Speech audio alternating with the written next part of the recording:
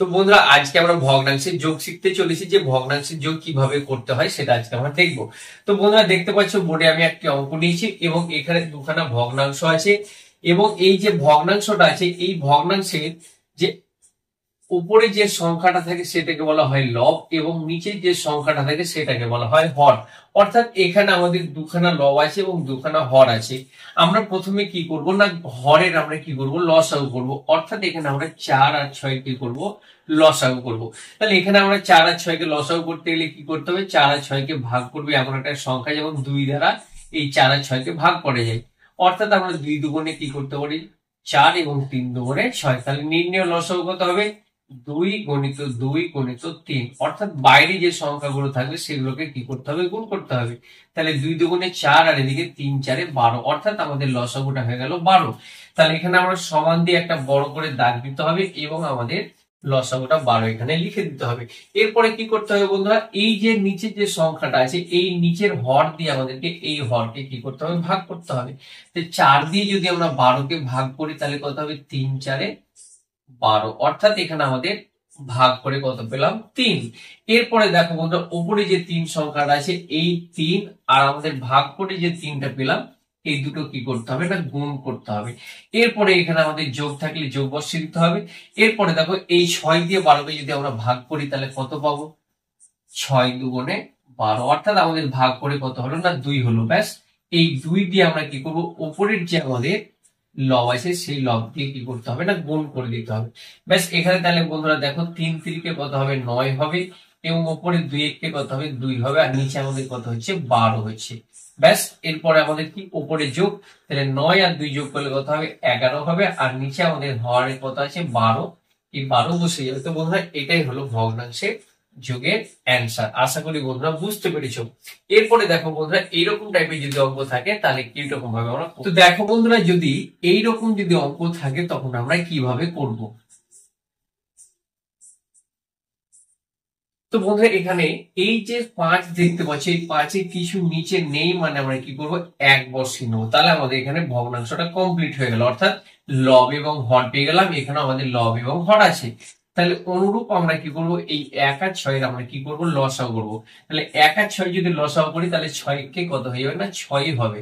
এরপরে আমরা এই 1 দিয়ে যদি 6 কে ভাগ করি তাহলে কত হবে বন্ধুরা, বলে 6 কে 6 হবে।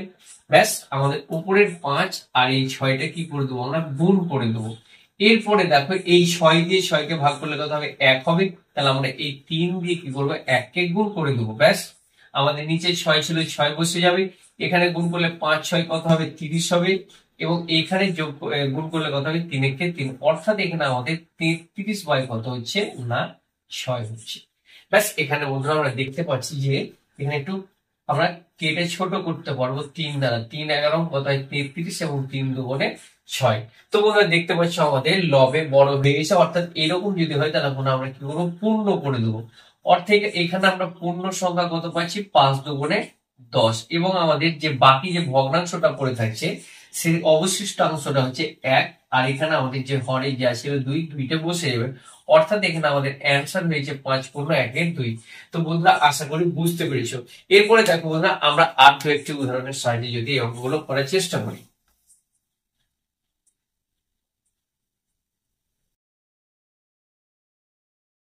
তো বন্ধুরা দেখো, যদি এইরকম থাকে তখন আমরা কিভাবে অঙ্কটা করব। যদি এইরকম থাকে বন্ধুরা তখন আমরা অঙ্কগুলো কিভাবে করব দেখো। তো বন্ধুরা, এখানে আমাদের পূর্ণ করা আছে, তাহলে আমাদের এই পূর্ণটা কি করতে হবে না, ভাঙতে হবে। এই পূর্ণ ভাঙার নিয়ম কি, এখানে যে সংখ্যাটা থাকবে সেটা আমাদের নিচে বসে যাবে এবং এর সাথে এর গুণ করে উপরেটা যোগ করলে আমাদের লবে বসে যাবে। তাহলে এর সাথে এটা যদি আমরা গুণ করি কত হবে, 4 দুগুণে 8, 8 আর একে যোগ করলে কত হবে, 9 হবে।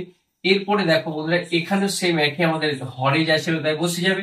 লবে কত বসবে, 5 6 30 আর একে যোগ করলে কত হয় না, 31 হবে। ব্যাস, এখানে বন্ধুরা আমরা দেখতে পাচ্ছি সে আগের মতো যেমন আমরা কাজ করেছিলাম। তাহলে 4 আর 6 লসাগু করলে কত হবে, 12 হবে। এরপরে আমরা উপরে 9 লিখে দেবো।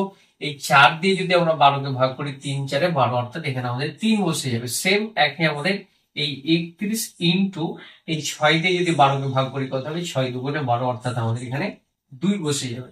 ব্যাস বন্ধুরা, এখানে আমরা উপরে গুণ করলে কত হয়, 3 9 27, আর এটাকে গুণ করলে 31 দুগুণে 62 হয়, 31 দুগুণে 62। এরপরে বন্ধুরা আমাদের নিচে হরে যা ছিল তাই বসে যাবে। উপরে যদি আমরা যোগ করি তাহলে কত হবে বলো, এখানে আমরা যদি 27 আর 62 যোগ করি তাহলে এখানে আমাদের হয়ে যাবে 89। অর্থাৎ আমাদের লব বড় হয়ে যাচ্ছে, হর ছোট। তাহলে আমরা এখানেও পূর্ণ করে দেবো বন্ধুরা। তাহলে এখানে 7 12 কত হয় 84, এখানে আমরা 84 দিয়ে দেবো। আমাদের ভাগশেষ থাকছে কত 5, এই অবশিষ্টটা 5টা আমাদের লবে, আর হরে কত হবে 12। অর্থাৎ এখানে আমাদের 5 পূর্ণ কত হচ্ছে না, সরি 7 পূর্ণ 5 এর 12, এটা হচ্ছে অ্যান্সার। এরপরে ভগ্নাংশের বিয়োগ কিভাবে বন্ধুরা করতে হয় এটা আমরা দেখবো।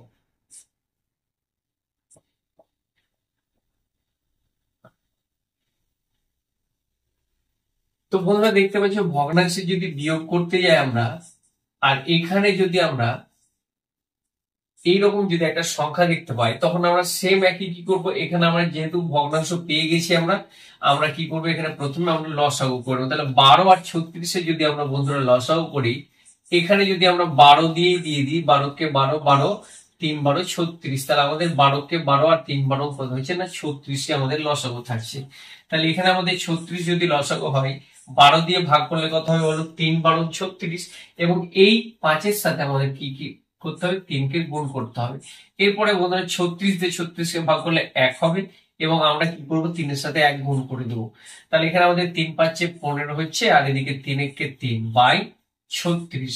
আমরা 15 থেকে যদি আমরা 3 বাদ দিই তাহলে কত হবে বলো বন্ধুরা, 12 হবে, আর আমাদের নিচে 36। তাহলে 12 দিয়ে কেটে যাবে, 12 কে 12 3 12 36। তাহলে এখানে আমাদের অ্যান্সারটা আসছে 1 এর 3। তো বন্ধুরা এইভাবে আমরা করতে পারি, চাইলে ভগ্নাংশের বিয়োগগুলো করতে পারি। তো বন্ধুরা আশা করি তোমাদের ভিডিওটা ভালো লেগেছে। তো বন্ধুরা ভিডিওটা ভালো লাগলে অবশ্যই আমার এই চ্যানেলটিকে সাবস্ক্রাইব করে পাশে থাকার চেষ্টা করবে। তো বন্ধুরা দেখা হচ্ছে নেক্সট ভিডিও।